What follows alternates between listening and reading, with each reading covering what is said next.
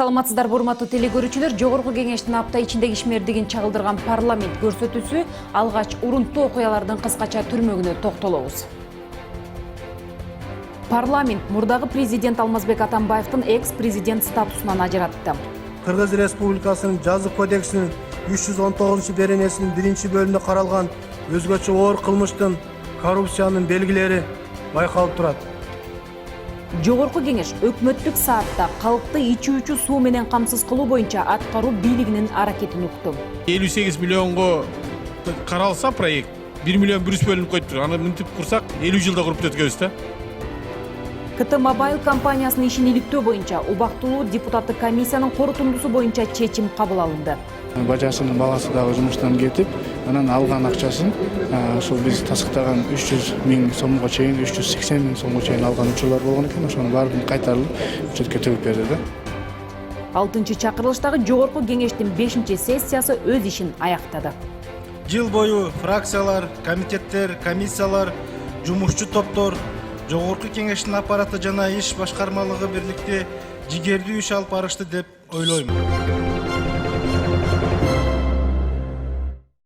Жогорку Кеңеш 103 добуш менен экс-президент Алмазбек Атамбаевдин кол тийбестигинен ажыратты. Башкы прокуратура Алмазбек Атамбаевга каршы күнөө коюу маселеси боюнча корутунду бере турган атайын комиссиянын жыйынтыгын карап чыгып, белгиленген 6 пункттун ичинен 5 пункт боюнча мурунку мамлекет башчыны айыптоого негиз бар деген бүтүмгө келди.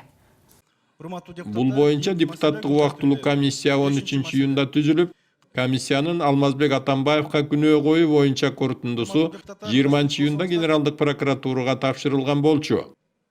Комиссиянын материалдары менен таанышкан генералдык прокуратура депутаттык комиссия тарабынан белгиленген 6 пункттун 5 боюнча айыптоолорго экс-президенттин тиешеси бар деген бүтүмгө келген.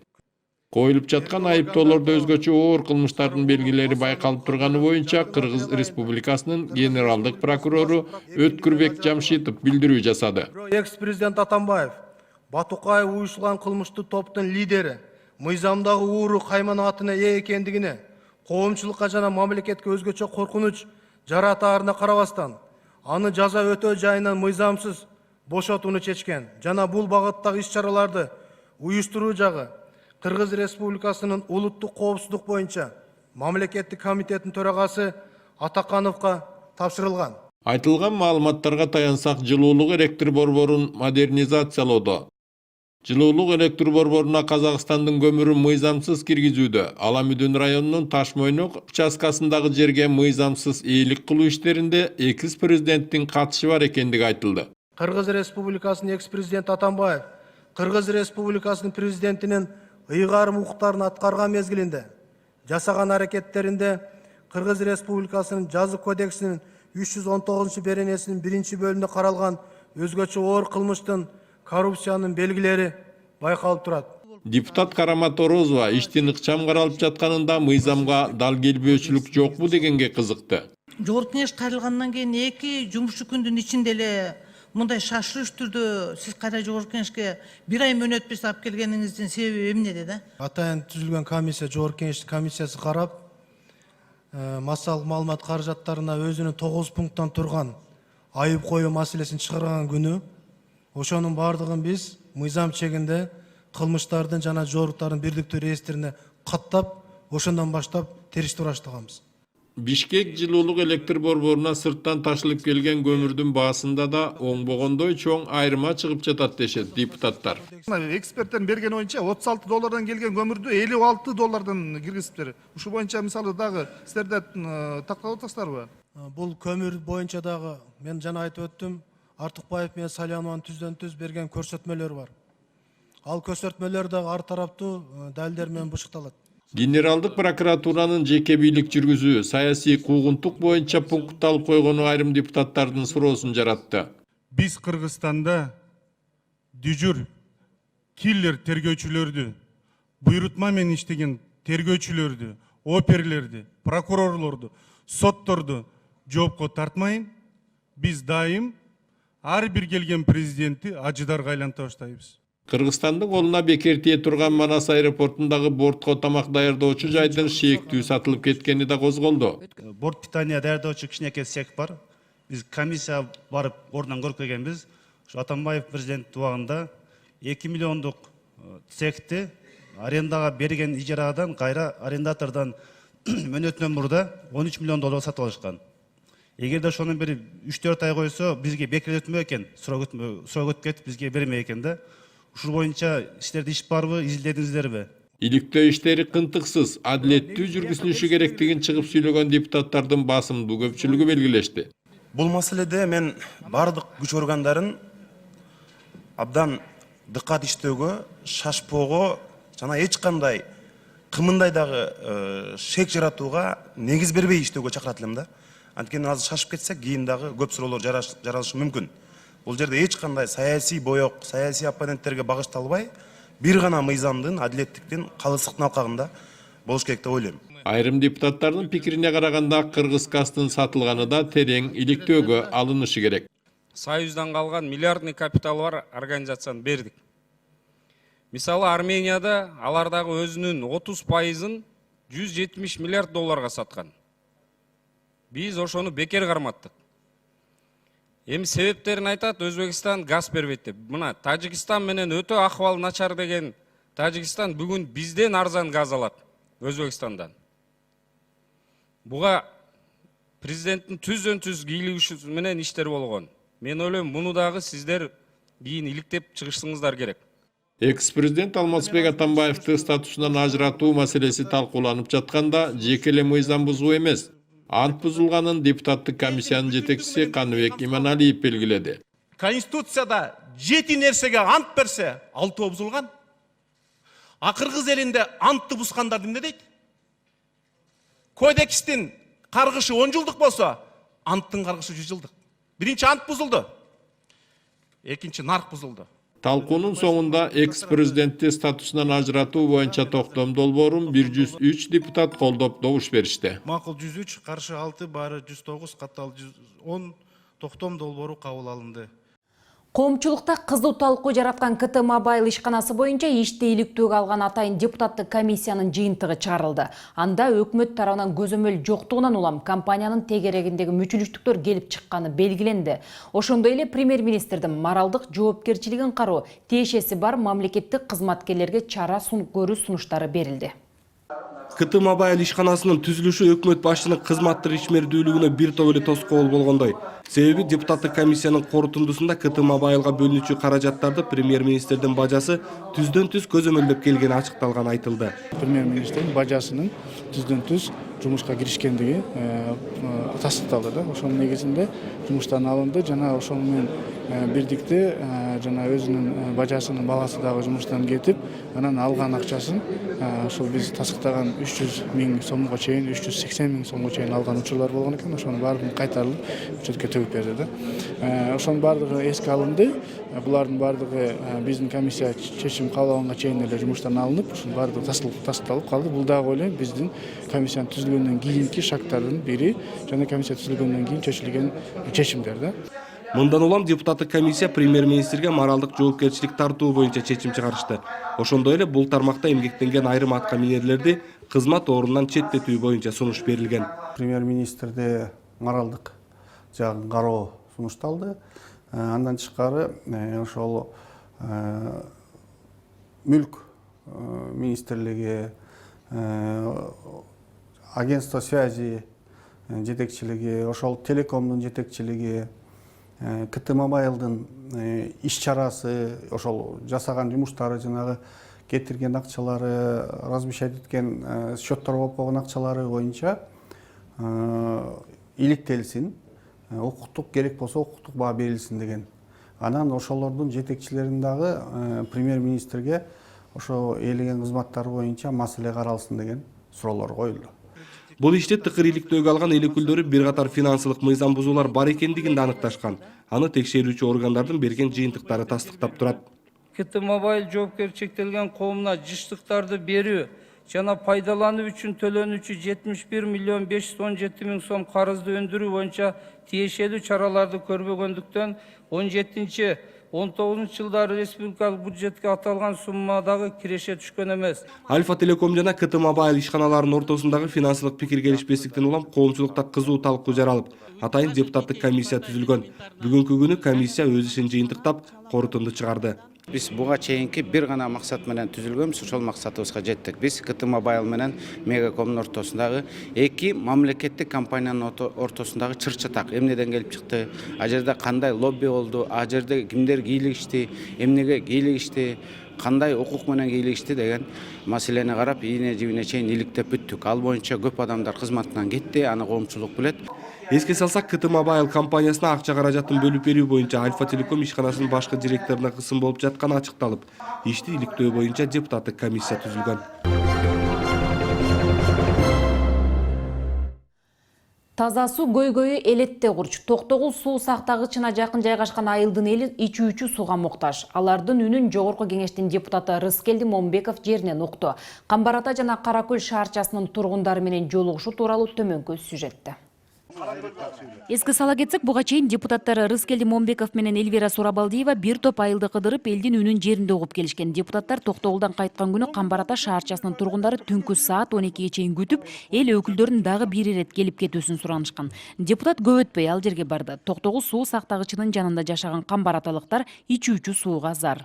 Анан бектери кетет, бел калат, суулар кетет, сай калат дейт. Андай болбосун. Нар жакка баргандан кийин бизди унутуп койбоңуз. Ушул иштин аягына чыгып, ушу Камбар Атанын жок деген ушу эки проблемасын нарын кесипти иштетип, анан ушу таза суу чыгарып берсеңиз, калган эл жашабайт деген мага. Бул чакан шаарча Кара Көлгө карайт. Жергиликтүүлөр андан чыгып Токтогул районуна кошулууну каалашат. 20 жылдан бери элге суу күнүнө 1 саатка гана берилет. Суу курулар чирип, ага көңүл бура турган жан жок. Мен ушул жерде Камбар Ата башталгандан баштап ушул жерде жашайм, ушул жерде иштейм. Бала чакам чоң ушул жерден өнүгүп өсүп атам. Мына эл журт бар. Закен айланайында чоң эле жүрдүк ушул жерде, чоң эле жүрөбүз. Кайсы аксакал чыгарчы мынакы көрөлү ошо 4-5 саат ичкен сууну. Мен ушул жерде жүрөм, ушул жерде жашадым, 4 саат 5 саат өмүр суу ичкен жокмун. 1 саат жаат, 2 саат жаат токтоп калат. Аймакты таза суу менен камсыз кылууга 46 миллион сом каралмай болгон. Бирок 100% таза суу менен камсыздоого 80 миллионго жакын каражат керектелерин жооптуу тармактын өкүлү айтат. Түндө сапар тартып баратканда ушул айылдын балдары, ушул жерде турган балдардын бир тоо жолумду тосуп, анан таза суунун талабын айтып, айылдагы элдин арманын айтып кайрылышкан эле. Бул 3-июнь болсо керек. Өзгөчө мени өкүндүргөнү ушу суу сактагычтын жанында бир айыл бар экен, суусу жок экен.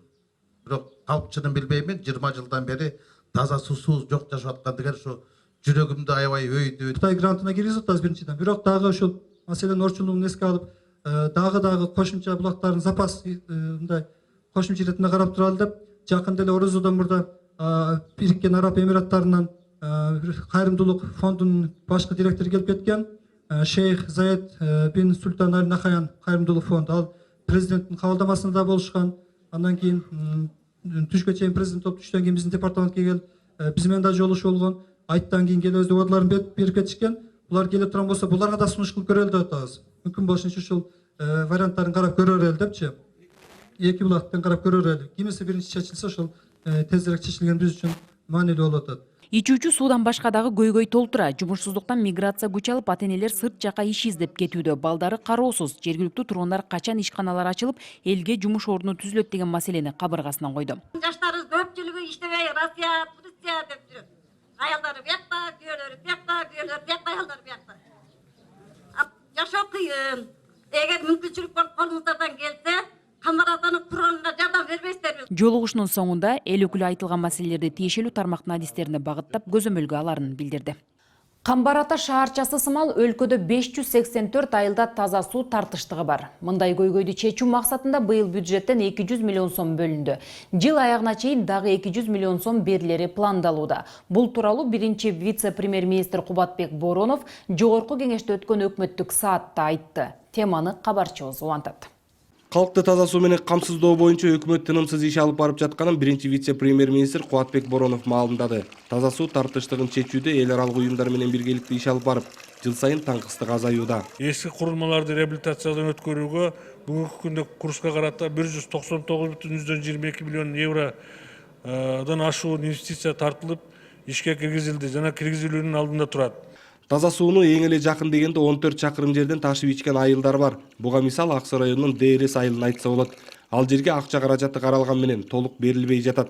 Ошондой эле долбоорго кирип, бирок жумуш баштала элек айылдар дагы жок эмес. Ошол айылга болгону 58 миллионго каралса проект 1 миллион 100 бөлүнүп коюптур. Аны мынтип курсак 50 жылда куруп бүткөбүз да.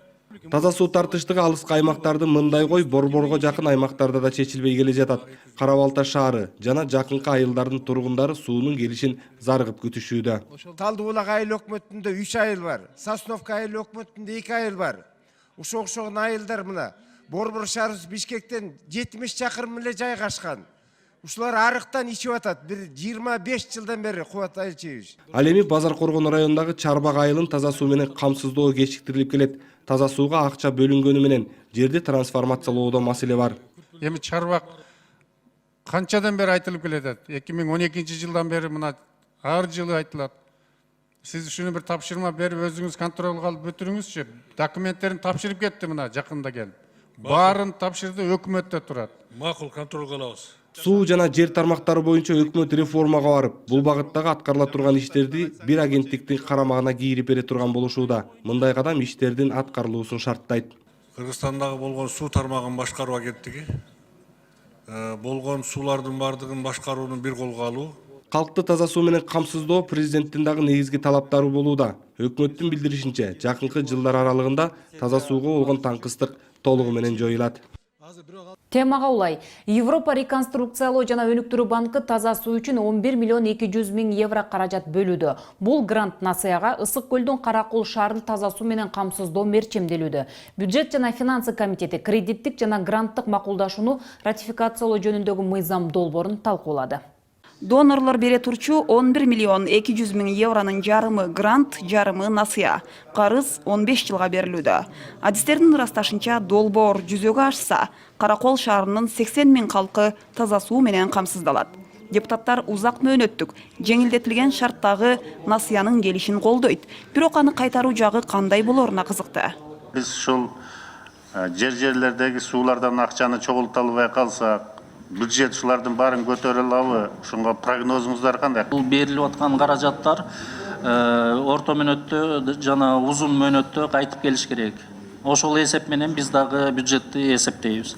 Таза сууга деп алынып жаткан насыяны келечекте кайтарууну азыртан ойлонуу зарылдыгы бар. Анткени учурда Караколдо 1000 литр суунун баасы болгону 3 сом 60 тыйын турат, деди Таза суу департаментинин жетекчиси Аскар Сулайманов. Андыктан элге сууну өлчөп эсептеп бербесе болчудай эмес. Алынып жаткан акчага таза суу гана чыгарылбастан керектөөчүлөрдүн үйүнө суу эсептегичтери дагы кошо орнотулмакчы. Эң негизгиси биздин жанагы суу менен пайдасыз колдонууну азайтабыз. Утечкаларынан баягы полифтер тиги бу дегендер бар. Ошондо биз жанагы суу эсептегичтерин коюп берип атабыз. Акташ керек, бюджетке күч келтирип беришибиз керек. Биз ошонун үстүнө иштеп атабыз. Себеби бул тарифтин эсебинен кайтарылыш керек. 15-жылда эми качанга чейин биз мамлекеттин мойнуна жүктөшүбүз керек. Эл өкүлү Улан Туримов айылдарга таза суу чыгарылгандан кийин ошол суу курулмаларына жооптуу мекеме жок, алар каралбай, тейлөнбөй же акчасы чогулбай калганына токтолду. Бул алешемдиктер азыр жоюлбаса, кийин чоң көйгөй болору эскертилди. Таза суунун проекттери же өкмөткө баланска өтпөй, свапка өтүп атат. Бирок свап бүгүнкү күнү толук кандуу ошол проектини эптей албай атат. Же болбосо элден толук кандуу акчаны чогулта албай, же болбосо кандайдыр бир ремонт иштери боло турган болсо аны ишке ашыра албай атат. Көптөгөн проекттер ошонун эсебинен аягына чыкпай атат. Өкмөт өкүлү таза суу боюнча аймактарда муниципалдык ишканалар түзүлүп баштаганын билдирди. Талкуунун жыйынтыгында тармактык комитет кредиттик жана гранттык макулдашууну ратификациялоого макул болду. Жогорку кеңештин вице-спикери Аида Касымалиева Талас облусуна иш сапары менен барды. Жумушчу иш сапарынын алкагында элдин социалдык көйгөйлөрүн жеринде көрүп, спорттук иш-чарага катышты. Андан соң Талас мамлекеттик университетинин студенттери менен пикир алышты. Вице-спикер Аида Касымалиева баштаган жумушчу топтун мүчөлөрү мамлекеттик жөлөк пулдар боюнча мыйзамдын аткарылышын көзөмөлгө алуу менен муктаж үй бүлөлөрдүн дарегине өз учурунда жетип жатабы деген максатта Талас жергесине барып, эл менен жеринде жолугуп көйгөйлөрүн укту. Кандай кыйынчылыктар болуп атат, кимге тийбейт, кимге тиет, эмне маселеси бар, жанагы машина маселеси, жер үлүшү маселеси, справка чогултканда кандай кыйынчылыктар бар. Ошонун баарын биз анализдеп атабыз. Анан мына күзүндө мыйзамга өзгөртүү киргизебиз да. Талас районундагы Талдыбулак айылы. Биз высокогорьеде турабыз. Мына жерден эч кандай көмөк ала албайбыз. Жерден түшүм ала албайбыз. Мына былтыркы түшүмүбүз жакшы болду десек, картошканын баасы түшүп кетип, элге 1 сомдагы көмөк акча болбой калды. Эл өкүлү социалдык өнүгүү башкармалыгынын адистерине жарандардын көйгөйлөрүн өз учурунда чечип, бюджеттен жөлөк пулга бөлүнгөн үнөмдөлүп калган каражатты туура өздөштүрүп пайдаланууну сунуштады. 1 миллиард 300 миллион жылына экономия кайра бюджетке тапшырып беребиз. Ошол эле мезгилде жана конуштарда жашаган, алыскы тоолуу аймактарда жашаган, ошо жаш келиндер, мугалимдер албай калып атышат. Депутаттын кийинки жолугушуусу студенттер менен өттү. Жаштарга дем күч жана мотивация берүү иретинде Аида Касымалиева өзүнүн кесиби, азыркы тапта аткарып жаткан иши, алдына койгон максаттары жөнүндө бөлүштү. Жаштар депутатка суроо узатууда өзгөчө журналисттик кесип менен депутаттын милдети жана айырмачылыктары жөнүндө кызыгышты. Азаттыкта ошол дайыма социалдык көйгөйлөрдү чагылдырат элем. Бул Москвада 3 жыл кабарчы болгом, Азаттыктын кабарчысы. Андан кийин Прагада дагы. Анан ошол Москвада иштеп жүргөн убакыт абдан менин оюмча эң мындай жемиштүү болгон. Мындан соң эл өкүлү Талас районунун энелерин сыйлоо аземинде болду. Энелер күнүнүн 1 айлыгынын алкагында жеке ишкер Дамира Молдаярованын демилгеси менен Талас районунун 13 айыл өкмөтүнөн жана Өмүралиев айыл аймагынан жалпы 100гө жакын апаларга сый көрсөтүлүп, салтанаттуу кече тартууланды. Аида Касымалиеванын өзүнүн келип ушул жерге катышып берип атканы мени өтө кубандырып атат. Төраганын орун басары Таласка болгон иш сапарынын жыйынтыгында Талас шаарынын 75 жылдык мааракесине катышып, Жогорку кеңештин төрагасы Дастанбек Жумабековдун атынан шаар тургундарын жана конокторун 75 жылдык салтанаттуу мааракеси менен куттуктады. Айкөл Манас атанын көзү түшкөн, ак куладай тулпардын изи түшкөн кең Таласты айтылуу кыргыз алатоосундагы кут дарыган жер соорусунун борбору катары билебиз. Мындан ары дагы жаратман демилгеңиздерден жазбай, өлкөдө жүрүп жаткан кайра курумдардын жүрүшүнө жигердүү катышып, эл ишенимин актай ала турганыңыздарга терең ишенебиз. Чолпон Ата шаарында Жогорку кеңештин айым депутаттары жергиликтүү бийлик органдарынын өкүлдөрү жана район активинин катышуусунда кезектеги форумун өткөрдү. Форумда аялдардын укугу, үй бүлөдөгү зомбулукту алдын алуу, ала качуу боюнча мыйзамдарды катаалдаштыруу жана жергиликтүү кеңешке аялдардын келишин шарттоочу 30% квотаны сактоо боюнча мыйзамдардын аткарылышы талкууланды. Жыйындын жүрүшүндө алимент боюнча тиешелүү мыйзамга өзгөртүү киргизүү боюнча сунуштар ортого салынып, ар түрдүү ой пикирлерди жаратты. Форумдун алкагында коомго жасаган пайдалуу иштери менен айырмаланган активист айымдар атайын сыйлыктар менен сыйланышты. Биз каникулдан чыккандан кийин ушул социалдык комитетти көлгө алып келип, ушул болгон билим берүү тармагында болгон ушул саламаттык сактоо министрлик жагынан болгон көйгөйлөрдү келип, ушул жерлерде чечүүгө аракеттерди кылабыз. Эл өкүлү Айнур Алтыбаева жергиликтүү кеңештин айым депутаттары менен биргеликте жергиликтүү кеңештердин депутаттарын шайлоо жөнүндө Кыргыз Республикасынын мыйзамына өзгөртүүлөрдү киргизүү тууралуу мыйзамдын долбоорун талкуулады. Анда аймактардан келген депутат айымдар катышып, 30% квотаны сактоо боюнча ой пикирлерин ортого салды. Жергиликтүү кеңештерде айымдардын мандатка ээ болуусу социалдык көйгөйлөрдү чечүүдө чоң роль ойнойт деп билдиришет. Ошондой эле гендердик саясат так сакталып, айымдардын укугу бекемделерин да айтты. Президентибизге кайрылайлык. Ушу бизге керектүү айылдык кеңештерде да көбүрөөк депутат айымдар болсо деп ушул максатта айтылып жатат. Анан тышкары ушул шаардык кеңештерде дагы жаңы бир топ жаңы ченемдер пайда болду. Чындыгында абдан маанилүү мыйзам долбоор, ушул жалпы биз азыр талкуулап жатабыз. Жогорку кеңештин депутаттары Алмамбет Шыкмаматов менен Рыскелди Момбеков Жумгал жергесине барып, эл менен жолугуп, жергиликтүүлөрдүн көйгөйлүү маселелеринен кабардар болушту. Жергиликтүүлөрдү түйшөлткөн негизги көйгөй жолдордун оңолбой жатышы болууда. 2014 жылы башталган түндүк-түштүк альтернативдик жолдун 3-чү фазасын 2021 жылы бүтүрүү пландалган. Быйылкы пландагы графиктен кечигип, ал жерде иш дээрлик токтоп турат. Бул транспорт жана жолдор министрлигинин ишинин ыраттуу жүрбөй жаткандыгы, деди эл өкүлдөрү. Кыргызстандын көйгөйлөрүнүн баардыгы эгиз косудай окшош. Мына биз канча регионду кыдырып жүрөбүз. Сыз келди, мына бүт Кыргызстанды кыдырып чыкты. Бардык жерде эле ушул 4 көйгөй: саламаттык сактоо, билим берүү, айыл чарба, анан жол. Депутаттар менен жолугушууда атайын камынган жергиликтүү тургундар бардык тармактар боюнча проблемаларды ортого салды. Коммуникация, суу түтүктөрү, жер маселелери, насыя алып аны төлөөдө кыйынчылыктарга кабылып жаткандыктарын айтты. Кыргыз Телеком бул мамлекеттик. Элдин башына кыйынчылык келбесин, Кудай сактасын, кокус эртеңки күнү бирдеме болсо эки кызымдын башын тиштеп Кыргыз Телеком эле калат. Ошондуктан ушу Кыргыз Телекомго бир мүмкүнчүлүктөрдү берип, ушу жанагы жол менен кошо бир эле турба салдыра кетсек, коммуникациянын маселеси чечилет эле. Ал жерде телевидение да чечилет, интернет да чечилет. Мал жана айыл чарбачылыгына басым жасаган жумгалдыктарды өңгөдөн дагы ушул тармактын өнүгүшү кызыктырат. Андыктан жолугушууга депутаттарды коштоп барган айыл чарба жана мелиорация министринин орун басарына дагы суроолор узатылды. Дыйкандар кооператив түзүү керектигин белгилешип, аны түзүүгө өкмөттөн жардам сурады. Акимдин ушул жумгал жергесиндеги фермерлер менен бирдикте Герефорд породасын, Абердин Ангус, Швейц породаларын алып келип уже иштете башташты да. Депутат Момбеков буга чейин дагы жумгалдыктар менен жолугушуп, элдин арыз-арманын угуп тизмектеп кеткен эле. Авариялык абалдагы мектептер, бала бакча тартыштыгы боюнча депутат тургундарга маалымат берди. Мына быйылкы жылга 2019 жылга силерде кайсылар кирди? Баш кууганды дагы спортзал, котельный менен строй школуңар кириптир. Быйылкы жылга каралганы 7 миллион, ачылганы 3 миллион экен. Кызыл жылдыз айылдык аймагындагы строительство средней школы имени Калык Акыева 3 миллион каралыптыр, 1 миллион ачылыптыр. Буга дагы 46 миллион акча керек экен.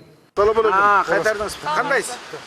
Андан ары депутаттар эл аралап, көчөмө-көчө, үймө-үй кыдырып, жумгалдыктардын жашоо шарттары менен жакындан таанышты. Короо жайларга, үйлөргө кирип, элден эмне көйгөй түйшөлтөрүн сурады. Элди көбүнчө балдарына жөлөк пул алуудагы көйгөй түйшөлтөт.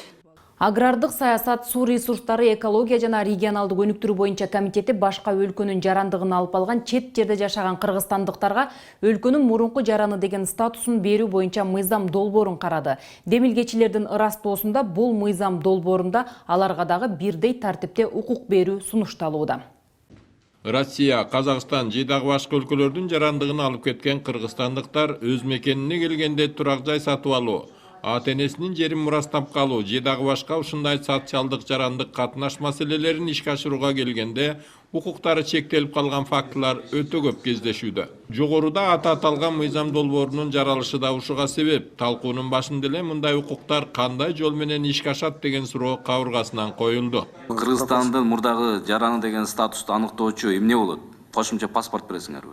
Жок, бул мына ID карта кошкон эле удостоверение болот. Аны өзүнүн баягы башка мамлекеттин паспорту менен келип, ошо кошуп көрсөтөт. Ал башка мамлекеттин жараны, бирок Кыргызстанда төрөлүп, ушул жерде чоңойгон кыргызстанского происхождения деп ошол ID карта, мекен картын кошуп көрсөтөт. Ошо менен иштей берет. Кыргызстан келгенде гана. Аталган мыйзам долбоорунун ой максаты туура, бирок анын аткарылышына келгенде дагы бир коррупциялык тобокелчилик жаратып коюу мүмкүнчүлүгү түзүлүп калып жатат деген ойду айтылды. На ГРСке биз укук беребиз деп атабыз. А присвоение статуса. Бул дагы бир коррупционный механизм башталат. Биз паспорттарды берүүдө, мындайча айтканда, тобокелчиликтен азыркыга чейин айрыла элекпиз. Кыргызстандан ар кандай шарттар менен чыгып кеткен бардык эле кыргызстандыктарга бирдей укук бере турган болсок, анда чоң кыйынчылыктар жаралышы мүмкүн. Анткени мындан 20 жыл мурдакыга караганда рыноктун шарты кыйла өзгөрдү, жердин баасы өстү. Демек, бул жагында эске алуубуз керек деген депутаттар чыгышты. Биздин мигранттарга миллионго жакын деп атпайбызбы? Любой убакта келсе, биз бир неделянын ичинде аларга жарандык беришибиз керек. Өтө упрощенный система менен. Эгер жок, биздин жарандыкты албай эле мен ушул жерде келип кетип жүрөм десе, анда этникалык кыргыздарга деген түшүнүк менен ушул уруксаттарды беришибиз керек да. Көпчүлүгү 99% кыргыз улутундагылар мураскер болчулар. Ошону менен чектеп коет. Жазуунун кереги жок да бул жагачы. Башка улут кайсы улут депчи. Башка улуттагылар жерлерди мисалы калтырып эле кетип калышканда. Ана биз баягы 10 жылдыкка деп узарткандан кийин биз аларга кайра башка бир шарттар түзүп бергенге жол ачып берип коетабыз деген болуп калат да бул жерденчи. Өкмөт болсо бул мыйзам долбоору боюнча өз пикирин ачык айта элек. Бирок чет өлкөнүн жараны болуп кеткендин баарын эле жеңилдик бере берсек, олуттуу маселелер жаралат деп эсептешет. Анан жер боюнча да көптөгөн маселелер бар. Ошондуктан муну доработать деп биз бергенбиз. Өкмөттүн жогорудагыдай позициясы айрым депутаттарга жаккан жок. Россияда иштеген мигранттар дейбиз, ошолор айтып атышат да бар, ушундай жасап бергиле, ушуну колдоп бергиле депчи. Анан этникалык деген сөз бул өзү туура эмес да. Эми туура бул мыйзамды башка улуттагыларга кереги да жок. Кенжебек Сатынкулович, жанагы башка Европага качкын статусун алып кеткен, башка алар бул биздин мыйзамга муктаж да эмес, кереги да жок алар. Алар өздөрүнүн жарандыгын алып Кыргызстандан кол үзүп чыгып кеткен адамдар. Мыйзамда белгилене турган жеңилдиктерди бардык эле чыгып кеткен жарандарга эмес, эртеби кечпи өз мекенине кайтып келе турган этникалык кыргыздарга ыйгаруу керектиги да айтылып кетти. Сиздер эмне үчүн этникалык деген сөздү кошкондон коркуп атасыздар?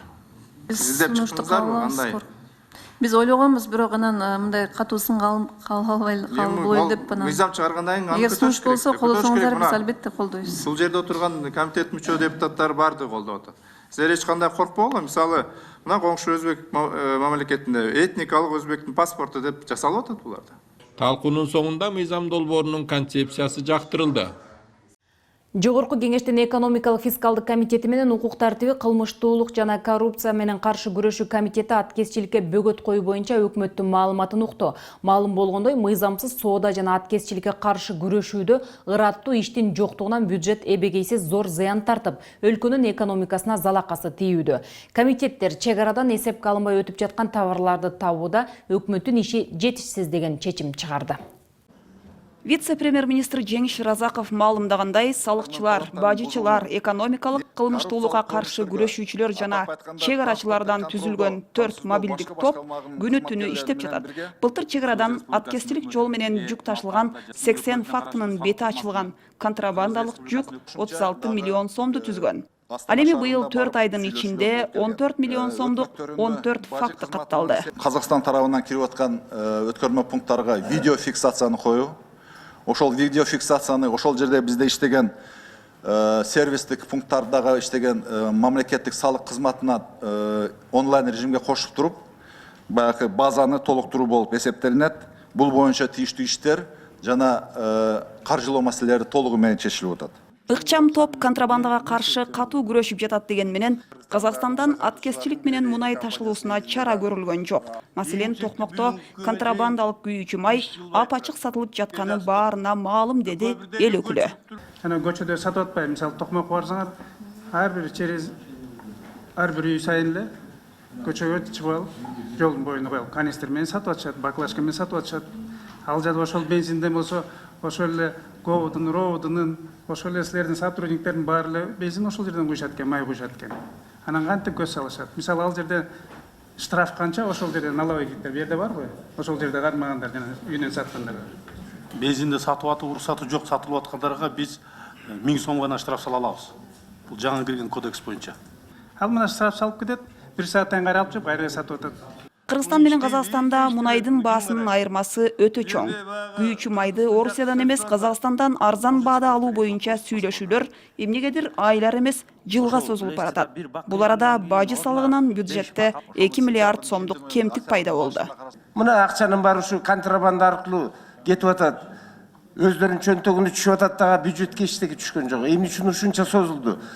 Любой контрабандалык груздун, мисалы, тамырын издеш керек да. Тамыры мына келишимге кол коюлса эле баалары теңелип калмак, неме басылат эле да. Мына келишимге эмне үчүн буга чейин ушундай кол коюлбады дегениңизге, чындыгында о келишимге мына Кыргызстанга ыңгайсыз болгон беренелер бар. Аткезчиликке каршы күрөш начар болгону белгиленип, тиешелүү мамлекеттик органдардын жетекчилеринин жоопкерчилиги каралышы, бажы төлөмдөрүнөн качкандардын иштери кайрадан козголушу керектиги Биргелешкен комитеттин чечимине жазылды. Эл өкүлдөрү бир катар тапшырмаларды берип, анын аткарылышын күз айларында дагы бир ирет карамай болду. Депутат Экмат Байбакбаев Ысык-Көл районунан кабар алды. Анын негизги максаты Көл кылаасындагы пансионаттардын саркындуу сууларды тазалоочу жайларынын абалын жакшыртуу, касиеттүү көлдү экологиялык булгануудан сактоо, туристтер үчүн ыңгайлуу шарттарды түзүү багытында жасалып жаткан иштерден кабар алуу депутаттын негизги иши болуп калды.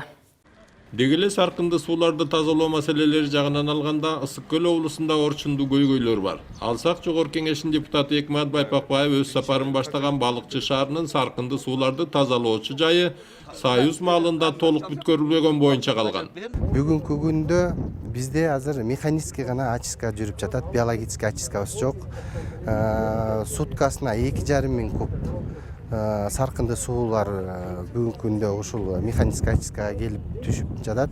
Балыкчы шаарынын саркынды сууларды тазалоочу жайын калыбына келтирүү же жаңысын куруу боюнча аракеттер көрүлүп жаткан. Бир тарабы эскисин эле калыбына келтирүү, жабдууларын алмаштырып коюу кыйла арзанга турарын айтса, экинчи тарабы чет элдик үлгүдөгү жаңы жай куруу керектигин далилдегиси келет. Бул жайга Азия өнүктүрүү банкы тарабынан каражат бөлүнгөнү жаткан. Депутат баштаган топ андан ары пансионаттардын тазалоочу жайларынын акыбалы менен таанышууну улантты. Алсак Радуга Вест эс алуу жайынын жетекчилиги тазалоочу жайга айрыкча көңүл буруларын айтып, бардык технологиясын сактап иштетип жатышканын көрсөтүштү.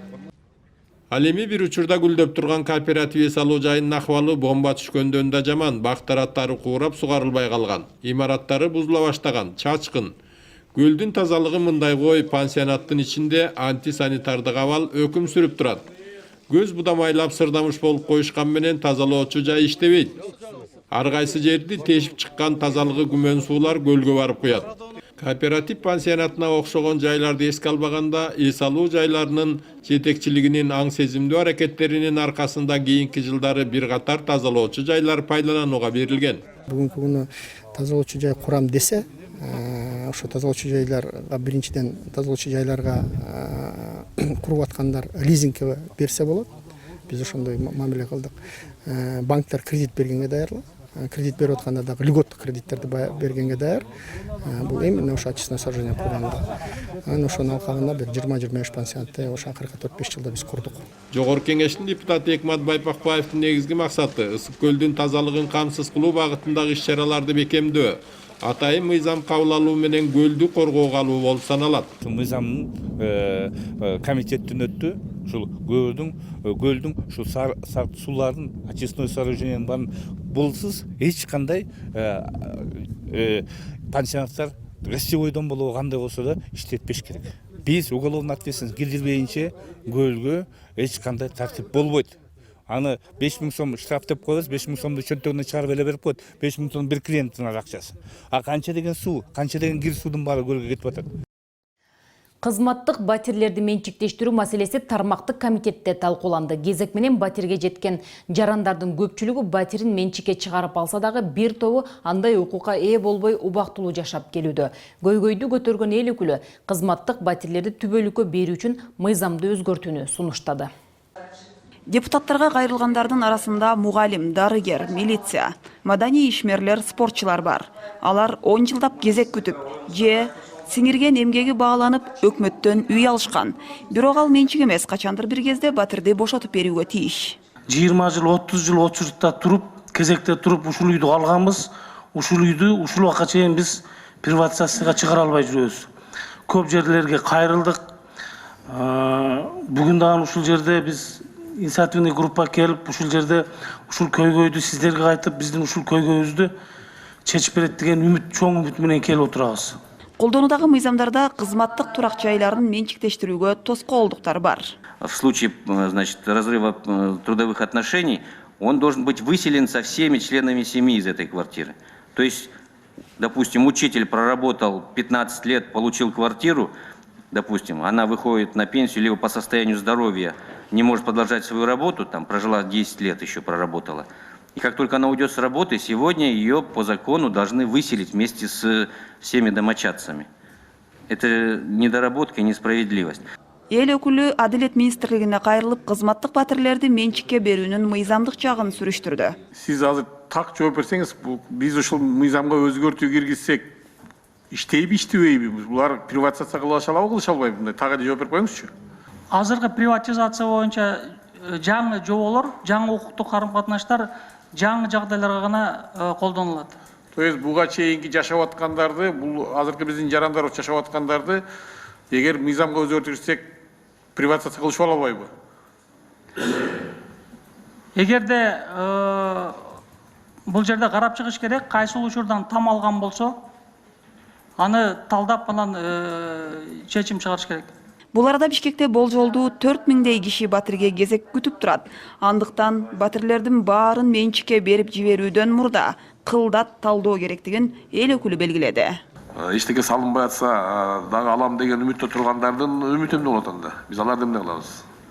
Бардыгын менчикке берип берсек, кезекте тургандарды кантебиз?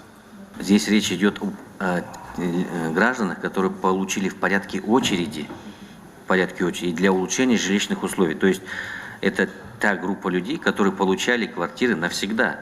Трехкратный чемпион Сагынбаев Каныбек получил такую квартиру, не может приватизировать. Это от президента он получил. Анарбеков Умурбек, это ОМО-певец, победитель всемирного конкурса исполнительных искусств в Лос-Анджелесе в 2008 году. Он прославил Кыргызстан на таком высоком уровне. Он приехал сюда, ему вручили квартиру в 2008 году, и он до сих пор не может ее приватизировать. По идее, он должен ее сдать. Потом Джамал Сейдахматова, народная артистка. И такой список огромный. Здесь закон вот по отношению к этой категории граждан несправедлив. Талкууда социалдык үйлөр курулмайын бул көйгөйдү чечүү татаал экени айтылды. Анын үстүнө канча кызматтык батир убактылуу колдонууда экендиги так эмес. Азыркы күндө ушул маселе кандай каралат? Мисалы үчүн мынакай прокуратура, МВД, күч органдарына дегеле үй салынганда, азыр эми башка социалдык кызматкерлерге салынган жок да үйлөр кезек боюнча берилген эле жок, же берилген фактылар барбы? Временный колдонууга берилип атабы, убактылуу же? Последняя приватизация была где-то в 2011 годах или в 2015 годах. Демек, азыркы күндө бүт эле кезек менен берилген квартиранын баары эле статусу убактылуу колдонуу деп берилген. Служебный, да. Комитет мүчөлөрү маселенин маанилүүлүгүн эске алып, тиешелүү мыйзамдарды караштыруу менен керектүү түзөтүүлөрдү иштеп чыгуу зарылдыгына токтолду. Жогорку кеңештин депутаты Сайдулла Нышанов Жалал-Абад облусунун Базар Коргон районундагы Көк Алма айылында жаңы түптөлгөн мектептин пайдубалына капсула салды. Мектеп 375 орунду болуп, бардык заманбап жабдуулар менен камсыз болору пландалууда. Мурда бул айылда мектеп болгону менен имараттын эскилиги жетип, окуучулардын коопсуздугуна коркунуч жаратып келген. Эми бул мектеп курулуп калса, окуучуларга жана мугалимдерге кооптонуу жаралбайт. Эл өкүлүнүн пикиринде айылдын келечеги эске алынып, чоң мектеп түптөлүүдө. Бул заманбап болгондон кийин спорт залдан баштап компьютерный класс бар ичинде болот. Мындай мектептер азыр ушул жаңы тапшырма менен гана ушул жаңы моделде курула баштады. Ысык көлдө 30га жакын жалпыга маалымдоо каражаттарынын өкүлдөрү катышкан жыйын өтүп, парламенттик журналисттер клубу түзүлдү. Жыйында Жогорку кеңештин 2019-2020 жылдардагы коммуникациялык стратегиясы талкууланып, төрага Дастанбек Жумабеков журналисттердин суроолоруна жооп берди.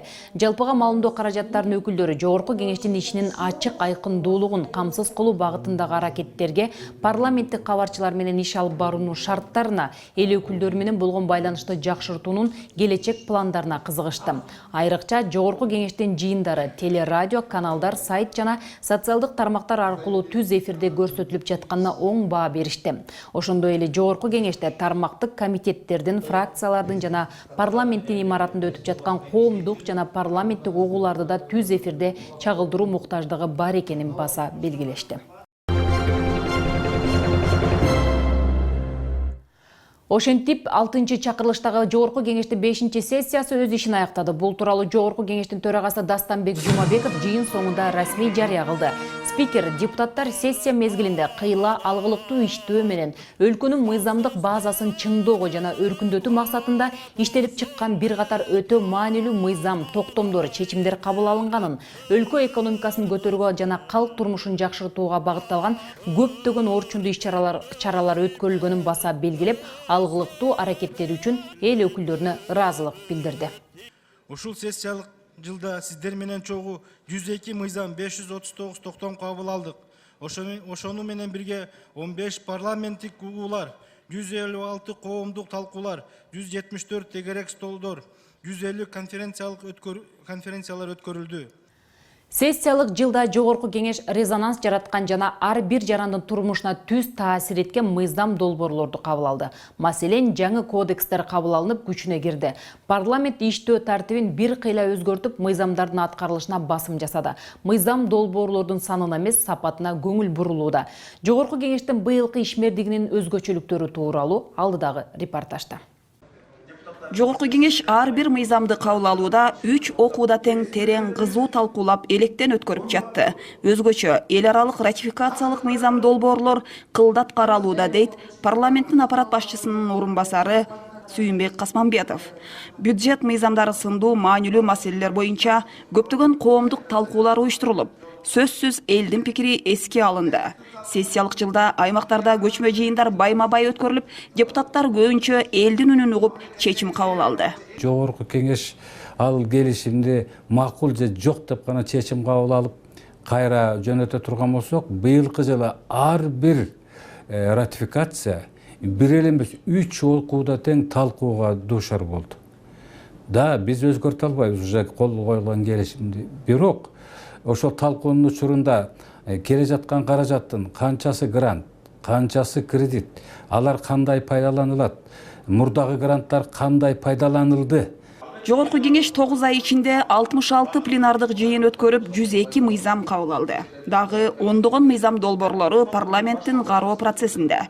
Жогорку кеңеш кабыл алган стратегиянын алкагында иш алып барууда. 539 токтом кабыл алынды.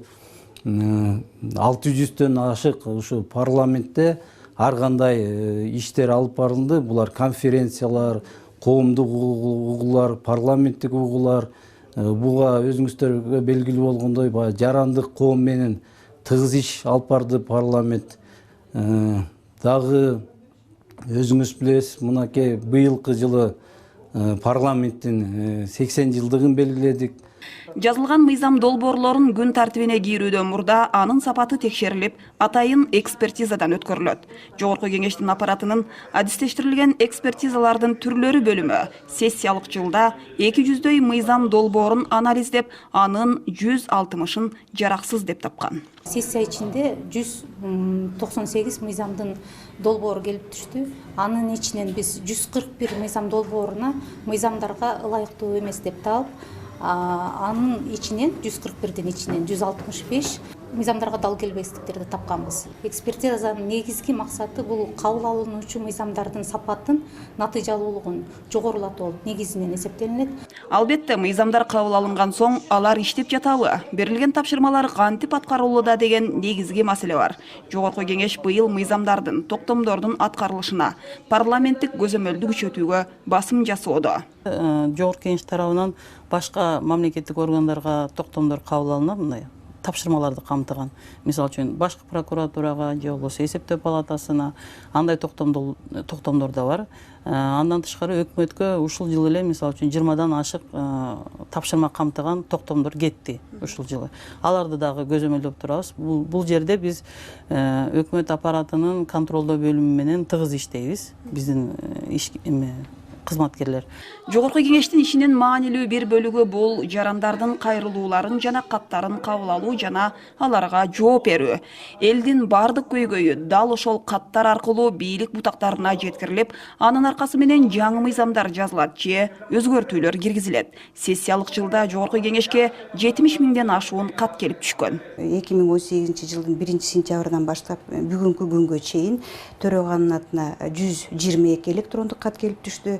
Фракция лидерлерinin намына 1188 кат келип түштү. Ошондой эле фракция катчылыктарына 40 электрондук кат келип түштү. Ал эми жалпы ушу сессия аралыгындагы каттын саны 70.588. Ар бир кат көмөскөдө жоопсуз калбайт.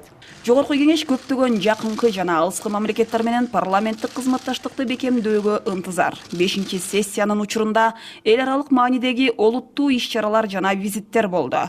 Анда эл аралык коомчулук Борбор Азия ичинен Кыргыз парламентине оң баасын берип, парламентаризмдин өнүгүшүн колдоп келүүдө.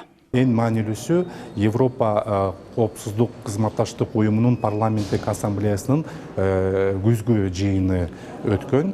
Бул иш-чарага 56 өлкө Европанын өлкөлөрүнүн парламентинин өкүлдөрү катышып, жакшы баа беришти. Жогорку кеңештин сессиясы жыйынтыкталып, 1-июлдан тарта депутаттар жер-жерлерде шайлоочулар менен иш алып барып, андан соң 1 айлык каникулга тарашат. Келерки аптада 5-сессиядагы парламенттин ишмердигинин жыйынтыгы боюнча Жогорку кеңештин төрагасы Дастанбек Жумабеков жалпыга маалымдоо каражаттары үчүн маалымат жыйынын өткөрүп, журналисттердин суроолоруна жооп бермекчи. Урматтуу телекөрүүчүлөр, биз ушуну менен көрсөтүүбүздү жыйынтыктайбыз. Көңүл бурганыңыздар үчүн чоң рахмат. Программаны Жогорку Кеңештин басма сөз кызматы даярдап, мен Жылдыз Жолдошбаева алып бардым. Белгилей кетсек, Жогорку Кеңештин келерки сессиясы мыйзам талабына ылайык сентябрь айынын алгачкы жумушчу күнүндө өз ишин баштайт. Күз айында жолукканга чейин саламатта калыңыздар.